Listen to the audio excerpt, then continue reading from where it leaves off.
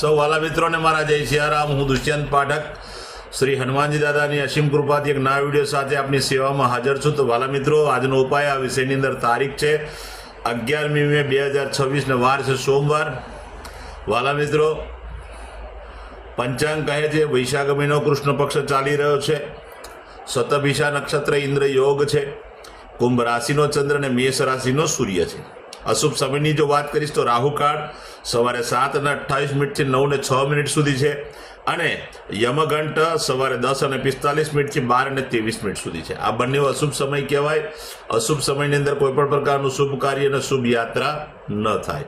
વાલા મિત્રો, જો તમારે શુભ કાર્ય તો શુભ યાત્રા કરવી હોય તો કોઈ સારું ચોગડિયું, સારું મુહૂર્ત લેવું જોઈએ, જેમાં ઉત્તમ અભિજીત મુહૂર્તનો સમય સવારે 11:57 થી 12:50 સુધી છે. આ સમયની અંદર તમે કોઈ પણ પ્રકારનું શુભ કાર્ય અને શુભ યાત્રા કરી શકો. બાલા મિત્રો, વાત કરીશું આજના ઉપાયની. તો આજના ઉપાયની અંદર વહેલી સવારે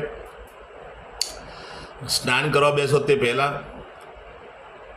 એક કટોરીની અંદર 50 ગ્રામ જેટલું દૂધ લેવાનું, એમાં 2 ચમચી જેટલી હળદર નાખી અને એની પેસ્ટ બનાવવાની. આટલું કાર્ય થઈ જાય ત્યાર પછી તમે સ્નાન કરવા જાઓ, તમારા શરીરને ભીનું કરી દો, પાણીથી પલાળી દો અને ત્યાર પછી પેલી જે પેસ્ટ છે તે તમારા શરીર પર લગાડો. માથાના વાળ અને પગના તળિયામાં લગાડવાની નથી. એકવાર પેસ્ટ લાગી જાય ત્યાર પછી ચોખ્ખું પાણીથી તમે સ્નાન કરી શકો છો. સાબુ શેમ્પૂનો ઉપયોગ પણ કરી શકો છો. વાલા મિત્રો, આટલું કાર્ય થઈ જાય એટલે કે સ્નાનનું કાર્ય થઈ જાય, કપડાં પહેરી લો. પછી દૂધનું તિલક તમારે કપાળની વચ્ચોવચ્ચ કરવાનું છે અને નાભી પર દૂધનું તિલક કરવાનું છે. આટલું કાર્ય થઈ જાય ત્યાર પછી સીધું સંધ્યાકાળે પશ્ચિમ દિશા તરફનું મુખ રાખવાનું અને શ્રી હનુમાનજી દાદાને એક કાગભૂષણની રામાયણજીનો પાઠ અને એક શ્રી હનુમાન ચાલીસાનો પાઠ દાદાને અર્પણ કરવાનો. રાત્રે સૂતા પહેલા પોતાની જ પથારીમાં બેસવાનું, પલાઠી વાળવાની. ઓમ કૃષ્ણાય વાસુદેવાય હરે પરમાત્મને પ્રણત ક્લેશનાશાય ગોવિંદાયનું આ મંત્ર યથાશક્તિ જપવાનું છે. આ હતો આજનો ઉપાય. જે મારા વાલા મિત્રનો જન્મદિવસ 11મી મે 2026 અને સોમવારના દિવસે છે, તે બધા જ વાલા મિત્રોને સૌપ્રથમ તો જન્મદિવસની શુભકામના. વાલા મિત્રો, શ્રી હનુમાનજી દાદા તમારી મનોકામના પૂર્ણ કરે, બલબુદ્ધિને વિદ્યા આપે, તમારું અને તમારા પરિવારનું રક્ષણ કરે. ઉપાયના ભાગરૂપે મેં કહ્યું તે પ્રમાણે સ્નાન, મેં કહ્યું તે પ્રમાણે દૂધનું તિલક કપાળ અને નાભી પર કરવાનું છે. ત્યાર પછી ગૌશાળાએ જવાનું, ગાયોની સેવા કરવાની છે. ગાયોને લીલું ઘાસનું દાન આપવાનું છે. તમારે ક્યારે જે ભોજન બન્યું તે ભોજન પણ ગાયોને અર્પણ કરવાનું છે. સંધ્યાકાળે જ્યારે સૂર્યાસ્ત થઈ જાય ત્યારે તમારે વાલા મિત્રો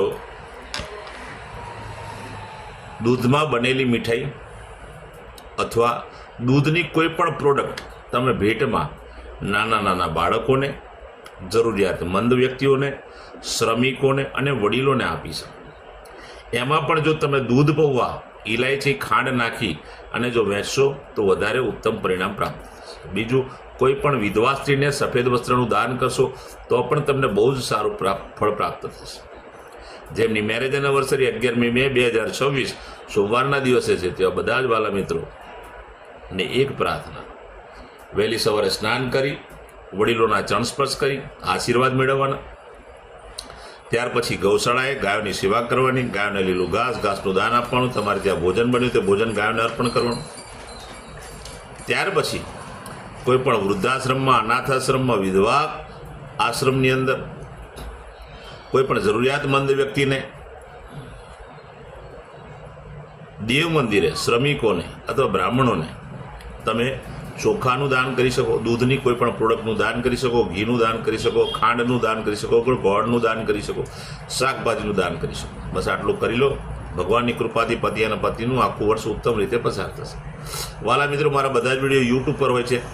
મારી યુટ્યુબની ચેનલનું નામ છે દુષ્યંત પાઠક. પ્રાર્થના કરું છું મારી ચેનલને સબસ્ક્રાઈબ કરજો, બેલ આઇકન અવશ્ય દબાવજો. હું નિયમિત એક વિડીયો મૂકું જ છું અને એ વિડીયો તમારે જો બેલ આઇકન દબાયેલો હશે તો તરત જ જોવા મળશે. મારું ઇન્સ્ટાગ્રામ, મારું ફેસબુકનું પેજ, એનું નામ પણ દુષ્યંત પાઠક છે. વાલા મિત્રો, તો મારા પેજને ફોલો કરજો, લાઈક કરજો અને મારા બધા વિડીયોને શેર કરજો. પ્રાર્થના કરું છું કે તમે શેર અવશ્ય કરજો.